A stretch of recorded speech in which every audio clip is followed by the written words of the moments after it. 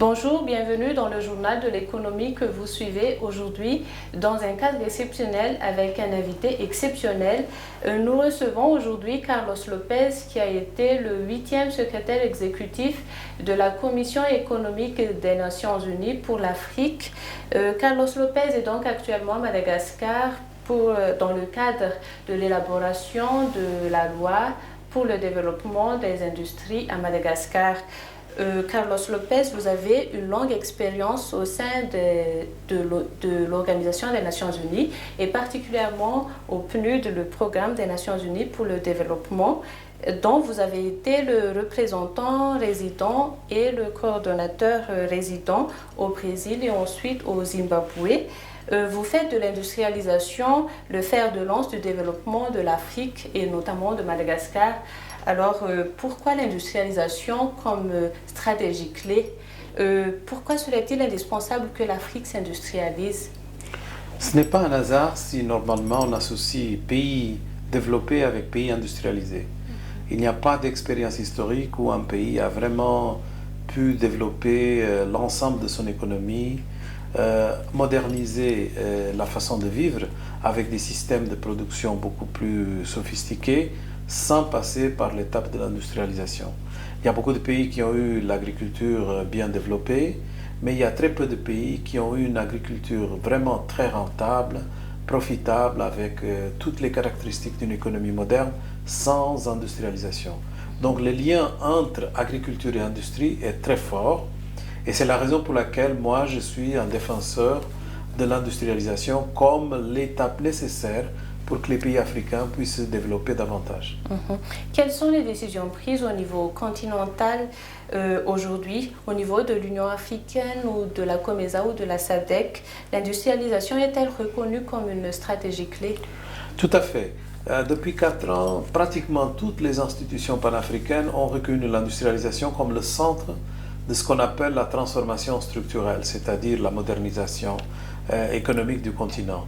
Que ce soit l'Union africaine qui a adopté depuis déjà une décennie une initiative pour l'industrialisation, mais qui a mis l'industrialisation maintenant au centre, que ce soit les différentes communautés régionales, dont la SADC, que ce soit des marchés communs comme la COMESA, mais aussi d'autres institutions comme les banques de développement, comme par exemple les différentes institutions professionnelles.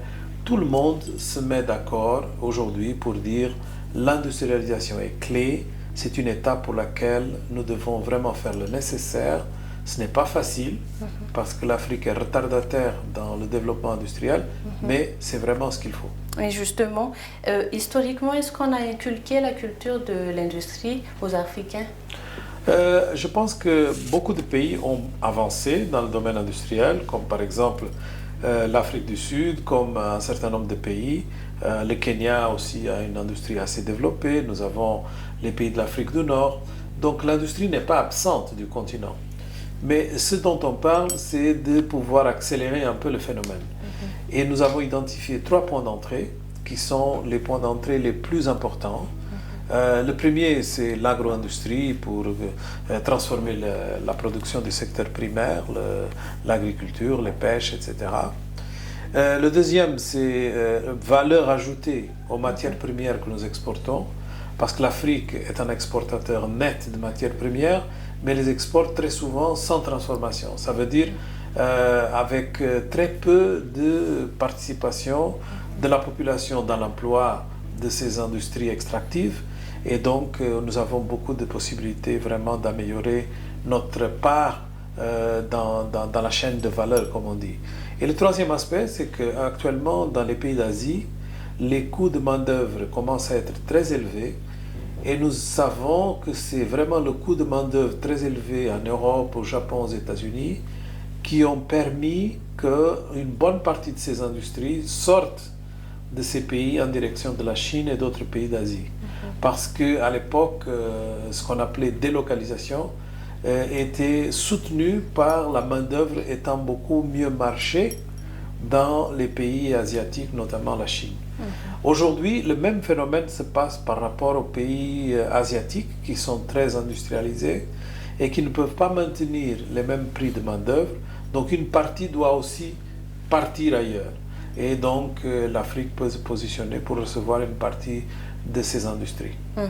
Et comment la nouvelle politique industrielle se différencie-t-elle des efforts d'industrialisation du passé par rapport, par exemple, à la politique d'investissement à outrance du président Latila qui n'a abouti à aucun résultat tangible? Dans les années 70, l'Afrique a vraiment beaucoup poussé l'industrialisation, mais c'était une industrialisation étatique. C'était l'État qui faisait les choses. Et donc maintenant, nous savons que ce n'était pas une bonne stratégie. L'industrialisation qu'il faut, c'est une industrialisation où l'État doit jouer un rôle, mais ce n'est pas le rôle de faire les choses.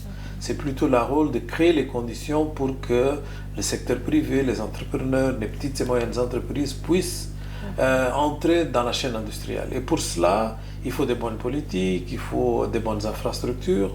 L'État doit être responsable pour créer des bonnes infrastructures. Il faut de la bonne éducation. L'État est responsable pour l'éducation. Il faut aussi créer les mécanismes qui permettent l'accès au crédit.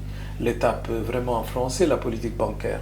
Donc l'État a beaucoup de rôle à jouer, mais pas le rôle de faire les choses. Quand on a vraiment opté pour une telle solution, avec très peu d'exceptions, ça n'a pas marché. Donc maintenant on connaît, on a l'expérience, on sait comment le faire, parce que beaucoup de pays sont passés par là. Et donc, nous devons vraiment adapter nos stratégies à ce qu'il y a de mieux dans le monde. Quels sont les obstacles qui se présentent aujourd'hui à la mise en œuvre de cette politique d'industrialisation? Il y a beaucoup d'obstacles. D'abord, il y a les obstacles de l'environnement international qui n'est pas favorable. Donc, nous sommes des retardataires, les autres sont déjà très loin. Donc, on doit les rattraper. Et le rattrapage, c'est toujours très compliqué. Il y a aussi les désavantages que très souvent notre système éducatif n'est pas orienté vers les besoins de marché, notamment les besoins de l'industrie. Nous avons aussi des difficultés d'accès au crédit et de l'investissement en est une partie. Mais je pense que le problème numéro un, c'est les infrastructures, et notamment l'énergie et les transports. Si nous avons de la bonne énergie, de l'électricité bon marché, qui puisse permettre le développement industriel, c'est beaucoup plus facile. Si nous avons des bons transports aussi, ça facilite la logistique.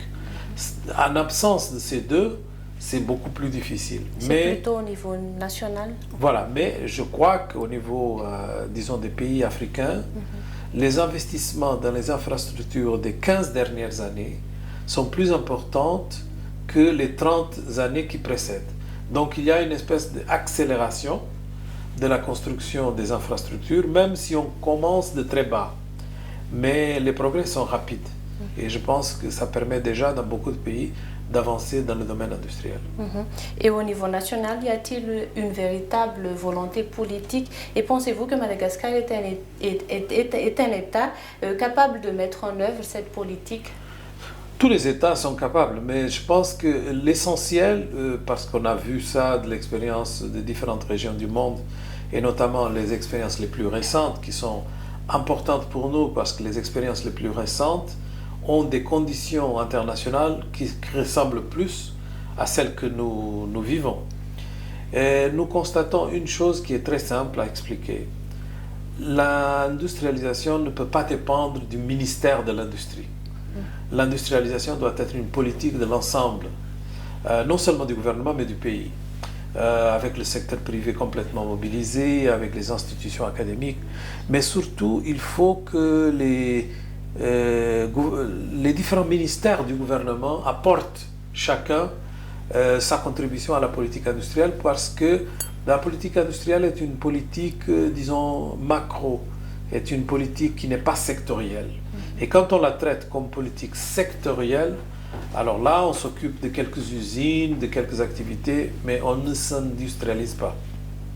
Carlos Lopez, merci d'avoir été l'invité de l'émission Journal de l'économie de Cool TV.